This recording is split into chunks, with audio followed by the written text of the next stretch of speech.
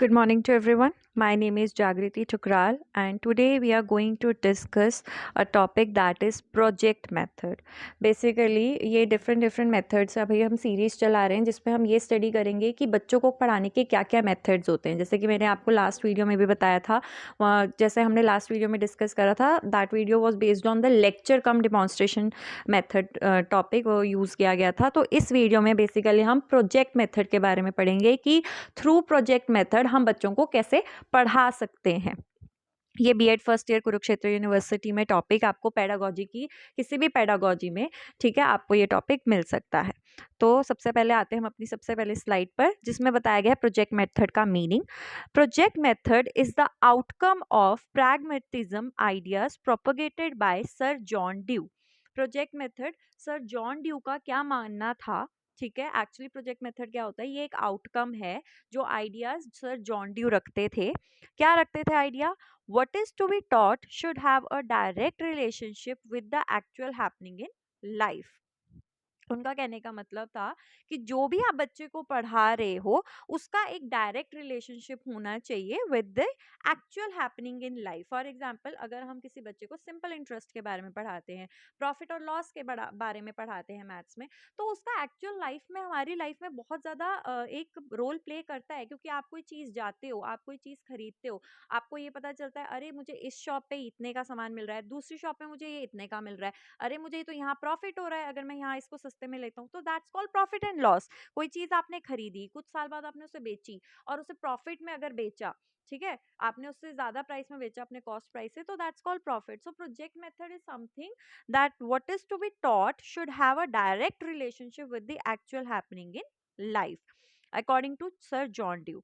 This is the central idea which forms the basis of a project method. ये एक sir John Dewey का जो thought था वो एक सेंट्रल आइडिया है जो प्रोजेक्ट मेथड का बेस बनाता है basically. According to Dr. Kilpatrick, a project is a wholehearted, purposeful activity proceeding in a social environment. देखिए, a project क्या है? एक wholehearted, purposeful activity. Why the word wholehearted is used here? Because आपको पूरा ध्यान, पूरा concentration लगाना पड़ता है अपने काम में जो आपको अलॉट हुआ होता है। बेसिकली प्रोजेक्ट में क्या होता है, आपने अपने स्कूल में भी प्रोजेक्ट वर्क किया होगा, उसमें क्या होता है कि हर प्रोजेक्ट में 5-6 लोग हैं, 5 या 5 to 6 पीपल हैं। तो हर स्टूडेंट को उसके हिस्से का काम मिलता है कि ओके तुमने इस चीज़ पे रिसर्च करके लानी है, तुमने इस चीज़ पे रिसर्च करके लानी, तो उसको पूरा अपना 100% देना पड़ता है, तभी जाके एक पूरी टीम अच्छी तरह से अपना प्रोजेक्ट को एस्टैब्लिश कर सकती है, प्रोजेक्ट को रिप्रेजेंट अच्छे तरीके से कर सकती है। आगे लिखा है proceeding in a social environment. Why social environment? देखिए, अगर कोई बच्चा इंट्रोवर्ट है तो वो इजीली अपने आप को एक्सप्रेस नहीं कर पाएगा, बट प्रोजेक्ट मेथड में क्या है कि आपको सोशल होना पड़ेगा, आपको आपको आपके ग्रुप में जितने भी मेंबर्स हैं उनसे काफी अच्छा एक बॉन्ड बनाना पड़ेगा, तभी आप उनके साथ कोप अप कर पाओगे, इजीली काम कर पाओगे। ठीक है, so a project is a whole hearted purposeful activity proceeding in a social environment. आगे बात करते हैं, Ballard says a project is a bit of real life that has been imparted in school. Project एक थोड़ा सा real life का part है जो कि स्कूल में हमें बताया जाता है या करवाया जाता है। फॉर एग्जाम्पल, हमें बोला जाता है कि आप विंड एनर्जी के ऊपर प्रोजेक्ट बनाइए, आप सोलर सिस्टम के ऊपर प्रोजेक्ट बनाइए। तो आपको मतलब एक तरह से यूनिवर्स के बारे में और अपने जो क्लाइमेटिक फिनोमिनन्स होते हैं उसके बारे में आपको प्रोजेक्ट्स बनाने के, तो एक नेचुरल फिनोमिनस जो कि हमारे रियल लाइफ में होते हैं उसके आपको थ्रू आपको समझाया जाता है, प्रोजेक्ट के थ्रू आपको समझाया जाता है। सो बलार्ड का ये कहना है। आगे चलते हैं, आगे हम डिस्कस करते हैं करेक्टरिस्टिक्स के बारे में। So a project is an active related to real life activities. ठीक है, प्रोजेक्ट क्या है? एक एक्टिविटी होती है, किससे? रियल लाइफ एक्टिविटीज से मिलती हुई। It is that activity which is undertaken to solve an emerging problem. ठीक है, कई बार हम जैसे एयर पॉल्यूशन के ऊपर, ग्लोबल वार्मिंग के ऊपर आपको प्रोजेक्ट्स मिलते हैं। क्यों? क्योंकि एक इमर्जिंग प्रॉब्लम है राइट नाउ, ये प्रॉब्लम और भी बढ़ती जा रही है, हमारा एयर क्वालिटी इंडेक्स और डाउन होता जा रहा है। तो ये इस पे भी आप प्रोजेक्ट बना सकते हो। तो मतलब जो भी प्रॉब्लम्स दुनिया में आ रही होती हैं, आपको प्रोजेक्ट उसी से रिलेटेड मिलता है। It is such a sort of act which is very much interesting and absorbing. ठीक है, देखिए, आपको टीचर नॉर्मली पढ़ा रही होगी क्लास में तो आपको इतना इंटरेस्ट नहीं आएगा कि वही मैम आ रहे हैं, वही चैप्टर्स पढ़ा रहे हैं और चले जा रहे हैं, आपको इतना मज़ा नहीं आएगा और आपका दिमाग उतना एब्जॉर्ब भी नहीं करेगा। आपने क्या करना है, अपने एंड के क्वेश्चंस याद करने हैं, आपने एग्जाम देने चल जाना है, ठीक है। बट प्रोजेक्ट मेथड में क्या होता है कि आपको एक टॉपिक मिलता है, आप उस पर रिसर्च करते हो, ठीक है। आपको आप ही के अकॉर्डिंग आपका टॉपिक मिलता है, ठीक है, मतलब आपको इंटरेस्ट बैठता है, फिर आप उस चीज़ को काफ़ी अच्छे इंटरेस्टिंगली करते हो क्योंकि आपको अपनी आर्ट, अपनी क्रिएटिविटी दिखाने का मौका मिलता है। प्लस एब्जॉर्बिंग भी होता है क्योंकि जो आप काम खुद करते हो वो आपके अंदर ऑटोमेटिकली एब्जॉर्ब होने लगता है। So that's why interesting and absorbing term are used here. It is always finished in a social environment and natural setting. It is always finished in a social environment and natural setting. मतलब एक project basically ऐसी चीज़ें ही होती है जो हमारी real life से related होती है, जो हमारी नेचुरल सेटिंग्स और इन्वायरमेंट से रिलेटेड होती हैं। आगे चलते हैं। अब हम बात करते हैं प्रोसीजर कि क्या प्रोसीजर होता है जिससे एक सक्सेसफुल प्रोजेक्ट को हम लीड कर सकते हैं। सबसे पहले प्रोवाइडिंग अ सिचुएशन। इसमें क्या होता है कि टीचर एक ग्रुप को सिचुएशन प्रोवाइड करती है। फिर चूजिंग अ प्रोजेक्ट, फिर हम लोग एक सिचुएशन होती है जो एक इमर्जिंग प्रॉब्लम आप बोल सकते हैं, फिर हम उसमें से एक प्रोजेक्ट चूज करते हैं।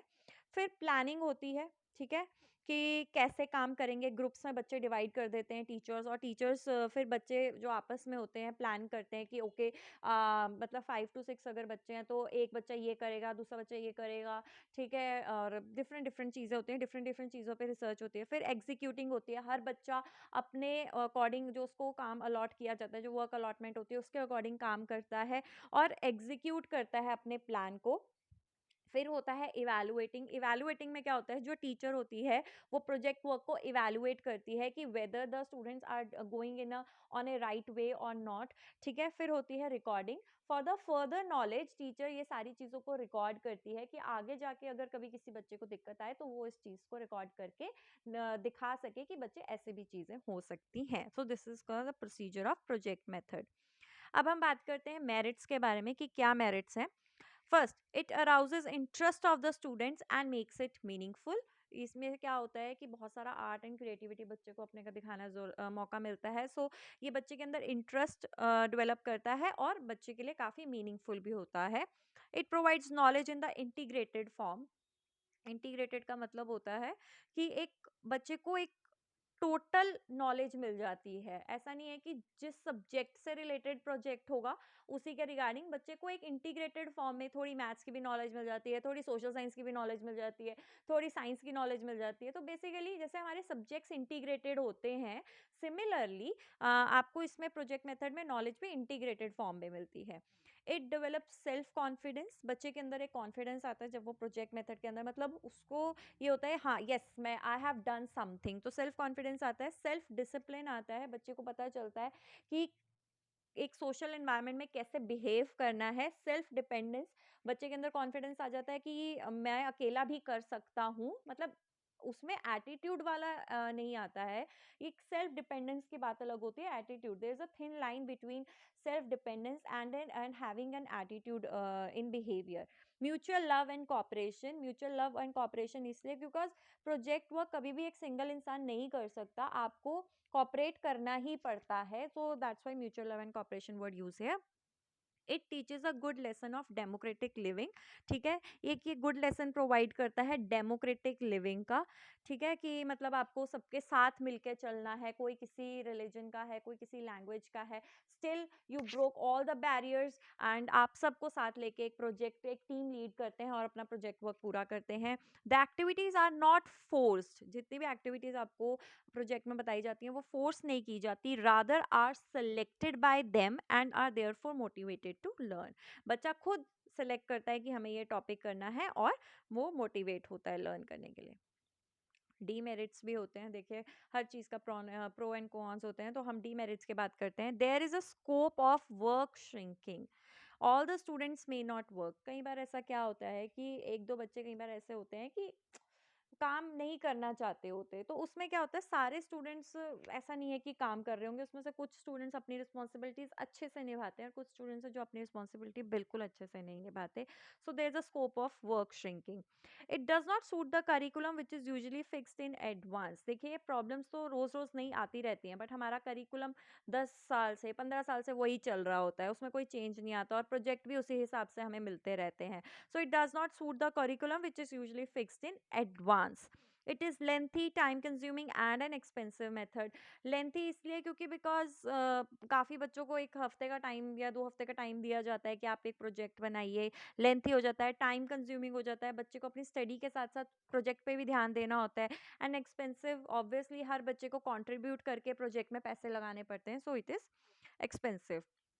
It put obstacles in times in terms of the coverage of the lengthy syllabus. देखिए, कई बार सिलेबस लेंथी होता है, अगर हम प्रोजेक्ट के लिए टाइम दे रहे हैं स्टूडेंट्स को, तो बच्चा के सिलेबस पीछे रह सकता है।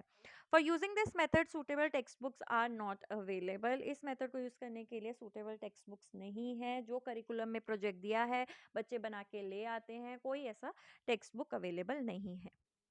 So here's the end of the video. आपको मीनिंग अच्छे से आई होप समझ में आ गया, characteristics, procedure, merits and demerits. I hope आपको प्रोजेक्ट मेथड अच्छे से समझ में आ गया होगा। ये कुरुक्षेत्र यूनिवर्सिटी में 16 मार्क्स का मेन क्वेश्चन में आता है। तो I hope you really like this video. Please please please like, share and subscribe to my channel. If anybody is having any query, please let me know in the comment section below. Thank you very much.